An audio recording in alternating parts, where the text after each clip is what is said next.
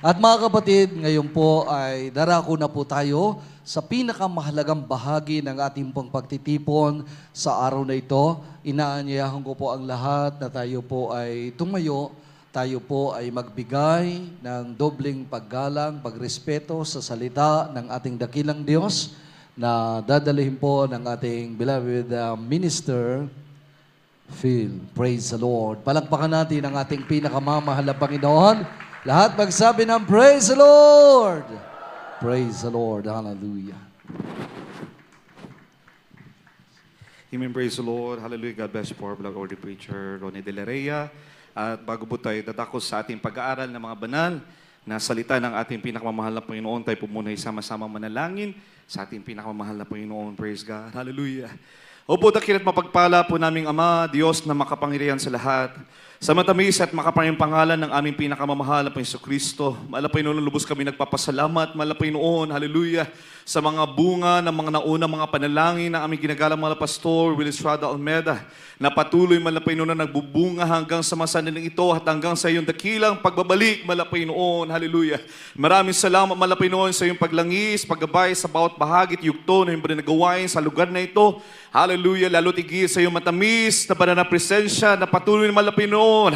Hallelujah, nagpapatunay ikaw ang Diyos na aming sinasamba sa Espiritu at katotohanan malapay noon. Hallelujah, purihin ka at pasalamatan.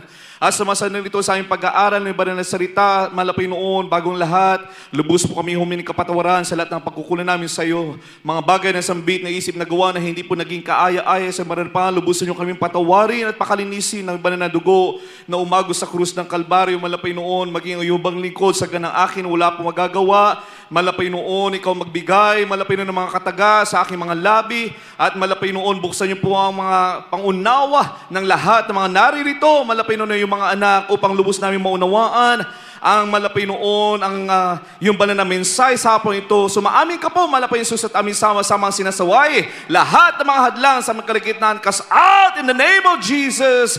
Hallelujah, hallelujah. Praise the Lord, praise the Lord. Praise the Lord. Everybody shout, praise the Lord. Praise the Lord. Palakpakan po natin ang ating pinakamamahal na Panginoon. Praise God. Palakpak na may napagpasalamat sa ating pinakamamahal na Panginoon. Glory, glory to God. Hallelujah. Praise the Lord. And we continue to give double honor and respect as we continue to cherish and remember po the blessed teachings and memories of our beloved herbal pastor, Evangelist Wilty Almeda, and our beloved pastor, Lina C. Almeda, there's Papa and there's Mama. And we greet and give double honor and respect as well to the entire Almeda family po, mula po sa panganay, sa panguna po ng ating beloved Ate P, beloved Mr. June, beloved Ate Ted, beloved Bishop Luke Smith sa dako ng Indiana, USA, maging sa ating beloved Minister Pog, sa Ate Tin, praise God, beloved Ate Lai, beloved Minister Rick, sa aking beloved wife, beloved Los, sa aming mga anak, Jader, Gavin, and Eva. Praise the Lord, hallelujah, hanggang sa kaapu-apuhan po ng ating beloved friends in the Lord, isang mapagpalang araw po. At maging sa lahat po ng mga manggagawa na naatasan po upang pangasiwaan ang banal na gawain sa lugar na ito, sa pauna po ng ating beloved Ordained Preacher Ronnie De La Rhea and family, sa lahat po ng mga pinagpalang mga manggagawa at mga prayer warriors, praise God, under po ng 13 Martires, sa lahat po ng mga awit, mga manunugtog, sa lahat po ng mga elders of the church, sa lahat mga baguhan, isang mapagpalang araw po sa ating lahat. Palapakan po natin ang ating pinakamamahal na Panginoon. Everybody shout, praise the Lord!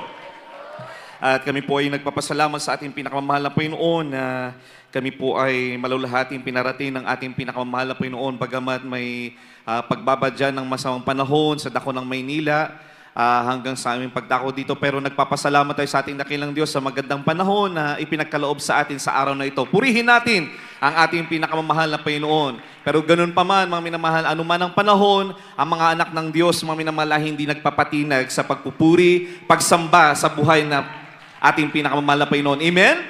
Amen. Dahil tayo po ay tinuruan ng ating beloved parents in the Lord na anuman ang panahon na ating kinakaharap, mga minamahal, ay hindi dapat maging hadlang upang patuloy nating itaas, maluwalhati ang banal at marangal na pangalan ng ating pinakamamahal na Panginoon Kristo. Everybody shout, praise the Lord! At sa hapong ito, mga minamahal, praise the Lord, atin na lamang pong bibilisan dahil alam po natin na meron pa pong programa mamaya para sa ating moving up, sa lahat po ng mga magtatapos, at magtutuloy ng kanilang Sunday School program. Praise God, hallelujah. At kami po nagpapasalamat sa pag-imbita niyo po na maging kabahagi muli sa ating programa dito po sa Trece Martires. Palakpakan po natin ang ating pinakamamahal na Panginoon. Amen. Kagalakan po natin na kagalakan po namin na kayo po ay aming makadaong palad sa hapong ito, mga minamahal. Praise the Lord. At ang ating pong tema sa hapong ito, sa ating pag-aaral ng banal na salita ng ating dakilang Diyos ay ang ating pagkauhaw sa ating pinakamahal na Panginoon. Ang title po natin is, Asamin natin ang pagkauhaw sa ating dakilang Diyos. Asamin natin ang ating pagkauhaw sa ating dakilang Diyos. We have to desire to thirst more for our loving God. Amen? At matatagpuan po natin ang ating pag-aaralan. Ang pinaka-teksto po natin ay ang awit 42:1 hanggang 2. Praise the Lord. Hallelujah. At bago po natin basahin, mga minamahal, lubos po kami na nagpapasalamat din sa ating pinakamamahal na Panginoon sa tagumpay ng bawat anibersaryo, bawat krusada na idinadaos ng Banal na Iglesia ng Jesus Miracle Crusade International Ministry sa iba't ibang lugar. Purihin po natin, palapakan po natin ang ating pinakamamahal na Panginoon. Amen? Ang tagumpay, mga minamahal, ng isang outreach ay tagumpay ng buong iglesia ng ating pinakamamahal na Panginoon. Amen? Kahapon lamang po, tunay nga pong alam naman po natin sa dako ng Bulacan ay grabe po yung mga pagbaha. Amen? At marami na po mga naililikas ng mga kababayan po natin doon dahil sa pagtaas po at pag-apaw ng tubig. Subalit, naroon ang taimtim na pananalangin ng mga kapatiran po natin dahil sila po ay magdaraos ng kanilang 22nd anniversary sa dako ng Santa Maria. At himala ng ating dakilang Diyos dahil buong araw, mga minamahal. Amen. At talagang napakaganda po ng sikat ng araw. Amen. At marami po mga kapatiran, marami mga baguhan ang dinala ng ating dakilang Diyos. At muli, hindi tayo pinahiya ng ating dakilang Diyos. May mga karamdamang pinagaling instantly ng ating dakilang Diyos. May pilay na nakalakad. Amen. Merong isang baguhan na meron pong insomnia, pero doon pa lamang naramdaman niya na siya'y pinagaling ng ating dakilang Diyos. Amen? Sabi nga namin, paano kaya niya naramdaman? Siguro inantok siya. Amen? Amen. Dahil ang sabi ng doktor sa kanya, 4 na araw lang na dire-diretsyong wala siyang tulog, pwede daw siyang mamatay. Pero nagtataka siya, umabot na daw siya ng 8 months. Hindi pa naman daw siya namamatay. Ang sabi niya, sa kanyang patotoo, amen? Kaya pala hindi pa siya kinukuha ng malapay noon dahil kinaloob ng malapay noon siya ay makadalo pa ng krusada ng banal na gawain ng ating pinakamalapay noon. At doon niya naramdaman, mga minamahal, ang kapayapaan. Amen? At alam niya, sinasampalatayanan na siya mismo ang nagsabi na siya ay pinagaling na ng ating pinakamamahal na Panginoon. Purihin ang ating dakilang Diyos. Ganyan po, mga minamahal, kamangha-mangha ang gawa ng ating dakilang Diyos. Nagpapatunay na ang mga panalangin, mga naunang panalangin ng ating blood friends in the Lord, amen, ay patuloy na nagbubunga. Bagamat sila ay nasa piling na ng ating dakilang Diyos, mga minamahal, ang kanilang mga panalangin, sabi nga ng banal na kasulatan, ay nakaimbak, nakaipon, mga minamahal, at sa tuwing ito'y nababanggit ng mga anak ng Diyos, mga minamahal, ito ay nagiging mabangong samyo sa harapan ng ating pinakamahal na Panginoon. Ito'y patuloy na nagbubunga. At sabi nga natin, hanggang sa pagbabalik ng ating dakilang Diyos, maging sa kabilang buhay, mga minamahal, mananatili ang mga panalangin natin na mga anak, tunay na anak ng ating dakilang Diyos. Everybody shall praise the Lord. Amen. Purihin po natin ang ating dakilang Diyos. Sa mahal na Panginoon lamang ang kapurihan sa bawat tagumpay na kanyang pinagkakaloob. At ating pong basahin ang ating teksto sa araw po na ito ng ating pag-aaral ng salita ng ating dakilang Diyos. Praise the Lord. Dito po tayo sa mga awit. Ang kabanata po ay 42. Ang talata po ay 1 hanggang 2. Ganito po ang pagkasabi. Kung paanong humihingal ang usa sa pagkauaw sa tubig ng mga batis, gayon humihingal ang aking kaluluwa sa pagkasabik sa iyo, O Diyos. 2. Kinauuhawan ng aking kaluluwa ang Diyos, ang buhay na Diyos. Kailan ako paririto at haharap sa Diyos. Palakpakan po natin ang ating pinakamamahal na Panginoon. Amen? Sabi dito sa ating nabasa, sabi ng isang mga awit dito po sa Salmo. Amen? Marami po nagsasabi na ang awiting ito ay isinulat ng mga lahi ng Kora o mga Levitiko. Amen? Lahi ng mga awit. May mga nagsasabi rin na ito ay isinulat din ni David, mga minamahal. Sino man na nagsulat nito, makikita natin, mga minamahal, ang kanya o kanilang kauhawan. Amen? Sa ating pinakamamahal na Panginoon. Lahat po ba tayo ay nauuhaw sa mga sandaling ito? Sino po ang nauuhaw? Bigyan po sila ng tubig, mga minamahal. Meron po ata tayong libreng tubig. Amen? Sino po ang nauuhaw sa hapong ito, mga minamahal? Amen. Praise the Lord. Lahat po tayo ay nauuhaw, mga minamahal. Amen. At kapag dumarating po bilang tao, mga minamahal, yung kauhawan sa atin, minsan hindi na po natin iniisip kung ano yung brand ng tubig na ating iinumin. Amen. Amen. Basta ang mahalaga, merong tubig. Ang mahalaga, makainom tayo ng tubig. Amen. Hindi na natin iisipin kung Wilkins ba yan, distilled ba yan, purified ba yan, o mineralized ba yan. Hindi na natin iisipin yan dahil sa sobrang uhaw na natin, mga minamahal, basta gusto natin makainom na lang. Amen. Minsan pa nga, kahit na alam natin marumi yan, kung wala nang ibang maiinom, mga minamahal, iinumin pa rin natin yan dahil sa kauhawan natin. Amen. Pero ibang kauhawan po ang pinag-uusapan natin dito, mga minamahal. Kagaya ng isinulat ng mga awit sa Salmo. Amen. Sila katulad daw ng isang usa, amen, na humihingal sa pagkauhaw sa tubig sa mga batis, gayon din humihingal ang aking kaluluwa sa pagkasabik sa iyo, O Diyos. Ang tao, mga minamahal, ay meron ding tinatawag na pagkauhaw ng kanyang kaluluwa. Everybody shout amen. At tama po ang inyong kasagutan kanina nung tinanong natin, sino po ang nauuhaw sa mga sandali ito? Marami po sa atin nagsabing, amen, praise the Lord. Bakit, mga minamahal? Dahil tayo po, lalo na sa atin ang mga tunay na anak ng mahal na Panginoon. Simula nung pumasok ang ating dakilang Diyos, ang Espiritu ng ating dakilang Diyos sa ating mga puso, nung tayo ay nabautismohan sa tubig sa pangalan ng ating pinakamamahal na Panginoon, ang ating puso ngayon ay laging naghahangat ng presensya ng ating dakilang Diyos. Everybody shout, praise the Lord. Ang ating katawan na ito, mga minamahal, ay laging, amen, nag-aasam ng tubig na nagmumula sa ating pinakamamahal na Panginoon. Kaya nga sabi na baka kasulatan, I am the fountain of life. Amen? Walang ibang kailangan ng tao at ito ang katotohanan na minsan ay hindi pinapaniwalaan ng ibang mga, dahil sa katalinuhan ng tao ay ayaw nilang paniwalaan, mga minamahal, na merong isang kailangan ng isang tao at yun ay walang iba kundi ang ating pinakamamahal na Panginoon Kristo. Everybody shout, praise the Lord. Pero sa ating mga tunay na anak ng malapay noon, alam na natin, mga minamahal, na sa tuwing tayo ay nauuhaw sa ating spiritual na kalagayan o spiritual na pamumuhay, wala tayong ibang hahanapin, wala tayong ibang takbuhan, kundi ang presensya ng ating pinakamamahal na Panginoon. Everybody shout, praise the Lord. Kaya lubos tayong pinagpala sa ugal na rito. Bakit, mga minamahal? Meron po tayong banal na gawain. Amen. Meron tayong kapilya, meron tayong chapel na kung saan sa tuwing tayo ay nagugutom ng presensya ng ating dakilang Diyos, tayo ay tatakbo. Amen. Malapit sa atin ang presensya ng ating dakilang Diyos. Everybody shout, praise the Lord. At kahit na malayo pa tayo, mga minamahal, tinuruan tayo ng ating beloved friends in the Lord. Saan man tayo, mga minamahal, amen, tayo ay lumuhod, taimtim, na humingi ng habag sa ating dakilang Diyos at tayo ay bubusugin ng presensya ng ating pinakamahal na Panginoon. Everybody shout, praise the Lord. Amen. Kaya ang tanong, mga minamahal, sa ating mga Kristiyano, hindi yung tagal natin.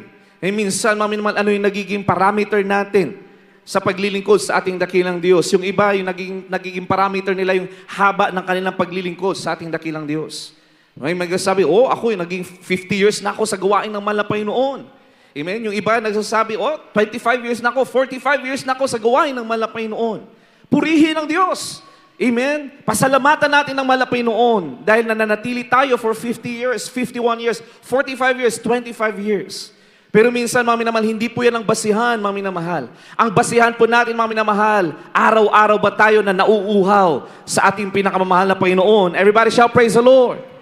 Dahil kahit na kahapon ka pa naligtas, mga minamahal, o kahit ngayon ka pa, mga minamahal, nakadalo sa gawain ng ating pinakamamahal na Panginoon, kung meron kang kauhawan sa ating pinakamamahal na Panginoon, panigurado, ikaw ay bubusugin ng presensya ng ating dakilang Diyos. Everybody shout, praise the Lord. Dahil minsan, kahit na matagal na tayo sa paglilingkod sa mahal na Panginoon, nakakalimutan na natin.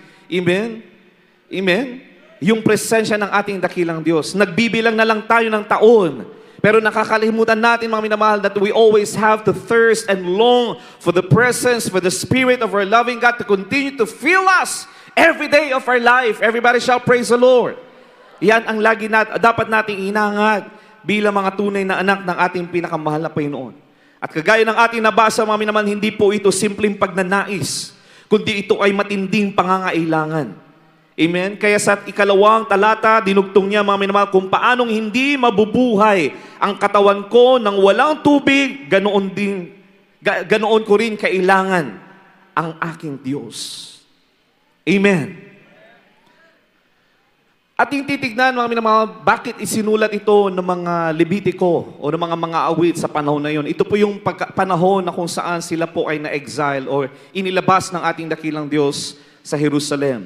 Dahil sa paulit-ulit po na pagkakasalan nila, pagtalikod nila sa ating pinakamamahal na Panginoon, naghangad sila ng ibang mga bagay, naghangad sila ng ibang mga Diyos na sasambahin. Ganun po yung naging history ng mga Israel o ng mga Israelites. Amen? At dahil, mga minamahal, ipinaramdam sa kanila ng malapay noon na lumayo ang presensya ng ating dakilang Diyos sa kanila. Amen? Sila ay naghangad. Amen? Sila ay nauhaw. Kaya naroon, mga minamahal, hindi simpleng pagnanais yung kanilang binabanggit dito. Matinding pangangailangan. At kung babasahin nyo yung buong talatang yan, mga minamahal, o yung buong talata ng 42 ng Salmo, makikita natin dito na nasasabik sila sa kung paano sila na pinagpala at pinaramdam ng malapay noon yung presensya sa kanila ng malapay noon. Nasasabik sila lagi, mga minamahal, kung paano, mga minamahal, sila ay nagsasama-sama na nagpupuri sa loob ng templo ng ating dakilang Diyos. Everybody shall praise the Lord. At minsan, ganoon din po ang buhay ng mga Kristiyano. Amen? Maaring yung iba hindi tayo makarelate, mga minamahal, pero sino po yung mga nag-ibang bansa na rito na yung pinuntahan nila ay wala pang gawain noon? Amen, wala. Pero marami mga kapatiran, mga minamahal. Amen, ipinanalangin nila na sila ipagpalain. Malapay noon, sana maka-abroad ako, makarating ako sa ganitong bansa para aking mabuhay din ang aking pamilya. Dahil mahal tayo ng malapay noon, kahit na hindi kalooban ng Diyos, minsan ginagrant yung desires natin. At pagdating natin doon sa lugar na yon, mga minamahal, unti-unting ipaparamdam sa atin yung kauhawan. Amen. Unti-unti natin madaramdaman yung pagkauhaw natin. Sa alin? Amen. Sa presensya ng ating dakilang Diyos. Unti-unti natin mararamdaman, mga minamahal, yung kasabikan natin sa pagdalo sa gawain ng ating dakilang Diyos. Amen. Kung noon, mga minamahal, 3 times a week yung service, mga minamahal, minsan, once a week na lang tayo dumadalo, twice a week na lang tayo, mga minamahal. Pagdating mo sa ibang bansa na walang gawain, doon mo maiisip, sana dumalo ako nung 3 beses.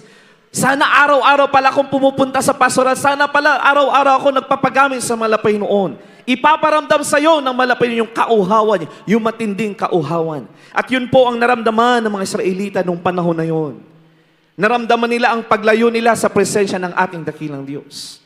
Kaya nakaramdam sila na matinding pagnanais, na matinding pangangailangan, matinding pagkauhaw sa presensya ng ating dakilang Diyos. Amen. Subalit, mga minamahal, hindi pa rin sila binigo ng ating pinakamamahal na Panginoon. Palakpakan natin ang ating pinakamamahal na Panginoon. Katulad din po natin sila, mga minamahal, bagamat sila ay nagkasala sa ating dakilang Diyos. Naghangad sila, hinanap nila, nagkaroon sila ng kauhawan sa presensya ng ating pinakamamahal na Panginoon. At dahil sila ay naghangad, sila ay naghanap, mga minamahal, hinanap nila, pinilit nilang hanapin ang presensya ng ating dakilang Diyos. Sila ay muling binusog, mga minamahal, sila muli, mga minamahal, ay pinainom ng ating pinakamamahal na Panginoon. Everybody shall praise the Lord. Kagaya ng mga mahal natin, mga kapatiran, nag-iibang bansa sila, mga minamahal. At dahil sa kanilang kauhawan, mga minamahal, na maganap at muli mapapurihan ang ating pinakamamahal na Panginoon. Amen. Yung ilan sa kanila, pilit na nananalangin. Amen. Gumagawa sila ng kapamaraanan. Noon, wala pang webcast, mga minamahal. Nagre-request sila ng mga tape recorders, mga VHS, mga Betamax na gawain ng malapay noon upang sila ay mabusog. Amen. Hanggang sa kalaunan, nagkaroon ng mga live stream pero kulang pa rin. Bakit, mga minamahal? Dahil malaga pa rin yung face-to-face. Amen. Everybody shall praise the Lord. Sabi nga, there's power when we come together in fellowship. Because it's a commandment of the Lord, mga minamahal. Yung fellowship na yun, yung face-to-face na nakikita natin ang isa't isa. Nararamdaman natin yung presensya ng bawat isa. Doon ibinubuhos din ang malapay noon ng kanya balang na presensya. Palapakan po natin ang ating pinakamamahal na Panginoon. Everybody shall praise the Lord. At kaya dahil sa kanilang kasabikan, dahil mahal sila ng malapay noon, unti-unti, pinagkalooban ng malapay noon, nagkaroon ng banal na gawain sa kanila mga lugar kung nasaan ang mga kapatiran natin. Kaya mga minamahal, pumalaot ng pumalaot ang gawain ng malapay noon. Everybody shout, praise the Lord. Bakit? Dahil sa kauhawan ng mga kaluluwang niligtas ng mahal na Panginoon. Everybody shout, praise the Lord. Dahil kung hindi po sila nauhaw, mga minamahal, sa presensya ng ating pinakamamalapay, hindi po sila maghahangat na magkaroon ng gawain sa lugar na yan. Amen? Sabi nga, so long as there are willing vessels to be used by our loving God, mga minamahal, magkakaroon at mananatili ang gawain ng malapay noon. Everybody shout, praise the Lord. Kagaya ng isang kwento, katotohanan po ito, mga minamahal, ng isang outreach po natin sa dako po ng Australia. Ang ating mahal na kapatid, matagal ng kapatiran dito sa Pilipinas, mga minamahal, amen, may tuturing na elder siya ng gawain ng malapay noon. Pero dahil sa kahirapan ng buhay, siya ay naghangad na mapunta sa ibang bansa. At nagkaroon nga siya, mga minamahal, na mapapangasawa doon sa dako ng Australia. Pero ang problema, walang gawain. Pero dahil sa kanyang kauhawan, mga minamahal, ang ginagawa niya, kada araw ng gawain, alam niya yung araw ng pagsamba, lalo na sa araw ng linggo, mga minamahal, ang kanyang ginagawa, sinusuot niya ang kanyang uniforme ng pang-adult choir. Amen? At anong ginawa niya, mga minamahal? Nag-print siya ng mga flyers. Nag-print siya ng mga banner ng Jesus Miracle Crusade, Jesus Saves, Jesus Heals. Dahil walang gawain, mga minamahal, ang ginagawa niya, kada gawain, nagpupuri siya sa gilid ng kalsada. Amen? Sa mga restaurant, tinataas niya ang kanyang banner, mga minamahal, dahil kanyang hangarin, may makakita sa kanyang kapatiran at unti-unti silang ipunin ng malapay noon. And she did that for 20 years. Hindi siya napagod, mga minamahal. Hindi niya tinanong, malapay noon, 20 years ko nang ginagawa ito, bakit wala pa rin gawain, mga minamahal? Nagpatuloy yung kanyang kauhawan, kasabikan. Ginagawa, hindi siya napagod na gawin, mga minamahal, ang bagay na yun dahil alam niya, mga minamahal, sa paggawa ng ganung bagay, mga minamahal, he is being filled. Yung thirst niya sa malapay noon, pinupunuan ng malapay noon. Bagamat walang gawain, walang fellowship, mga minamahal, sa pamamagitan ng kanyang paghahayo, pagbibigay ng flyer, pagtaas niya ng bandera ng gawain, mga minamahal, nagpupuri siya sa tabi ng daan, mga minamahal. Hindi niya kinahiya iyon, mga minamahal. Ipinagmalaki niya na siya'y anak ng malapay noon. At nakita ng malapay noon ang kanyang matinding pagkauhaw. Everybody shout, praise the Lord. Anong ginawa ng malapay noon? Nagpadala ng malapay noon ng ibang mga kapatiran. Amen? Nagpadala ng ang malapay noon ibang mga kapatiran galing sa Pilipinas. Anong ginawa ng malapay noon? Sabi ng isang kapatiran, bakit kaya kami dinala dito sa Australia? Walang gawain. Amen? Yung kapatiran na bagong dala ng malapay noon doon, nagkaroon din ng kauhawan. Dahil previously, choir member din sila, mga minamahal, walang gawain dito. Paano ba yan? Amen? Habang sila ay umiikot, pumunta sila sa bayan, nakita nila yung kapatiran na ito, dala-dala yung banner. Amen? Grabe kagalakan nila, sila umiyak, mga minamahal, bumaba sila sa sakyan, mga minamahal. Nagpakilala sila ay membro ng Jesus Miracle Crusade. At doon nag-umpisa, after 20 years, nagkaroon ng banal na gawain sa dako ng Perth, Australia. Palakpakan po natin ang ating pinakamamahal na Panginoon. Pinunuan ng malapay noon ang kauhawan ng ating mahal na kapatid. Nagdagdag ng ang malapay noon mga kapatiran na gagamitin ng ating dakilang Diyos. At dahil naging willing vessels sila, mga minamahal, lalong nagdagdag at nagdagdag ang mahalapay noon ng mga kaluluwa na gagamitin ng ating dakilang Diyos. Everybody shout, praise the Lord. Ganoon din sa iba't ibang bansa. Sa Singapore, ganoon din, mga minamahal, ang ating mga kapatid, finest choir. Dahil walang gawain noon, mga minamahal. Pagkatapos ng kanyang panunood, mga minamahal, sa television, lalabas siya, pupunta siya sa park, naka-uniform ng finest choir, mga minamahal, nagpupuri doon. Amen? Iisipin ng tao, ng ordinaryong tao, anong ginagawa? Maaaring isipin ng iba, nababalin na ang ating mga kapatid. Pero hindi nila kinahiya. Bakit? Dahil sila ay patuloy na nauuhaw. Amen? Nasasabik sa mga bagay na kanilang ginagawa, kanilang mga katungkulang spiritual na ginagawa dito sa Pilipinas. Amen? Doon ipinaramdam sa kanila, mga minamahal, ang tunay na pagkauhaw. At dahil doon, mga minamahal, inipon-ipon sila ng malapay noon at nagkaroon na rin ng banal na gawain sa lugar na yan. Palapakan po natin ang ating pinakamalapay noon. So long as there are willing vessels to be used by our loving God, Saan man tayo maparoon, mga minamahal, magkakaroon ng gawain ng mahal na Panginoon. Everybody shout, praise the Lord. Dahil maging ang ating tahanan, mga minamahal, pwedeng maging tahanan din ng ating pinakamamahal na Panginoon. Everybody shout, praise the Lord. Basahin po natin, mga minamahal, ang susunod na talata. Ang tunay po na pagkauhaw, mga minamahal, ay hindi po nasisiyahan, mga minamahal, sa mga bagay na ginagawa lamang natin pang araw-araw bilang mga anak ng mahal na Panginoon. Yung mga bagay na ginagawa lamang natin sa gawain. Hindi po nagtatapos doon, mga minamahal. Meron pa tayong kinakasabikan. Basahin po natin, mga minamahal. Ito po sa aklat ng Jeremias, Kabanata 29, ang talata po ay 13. At inyong hahanapin ako at masusumpungan ako, pagka inyong sisiyasatin ako ng inyong buong puso.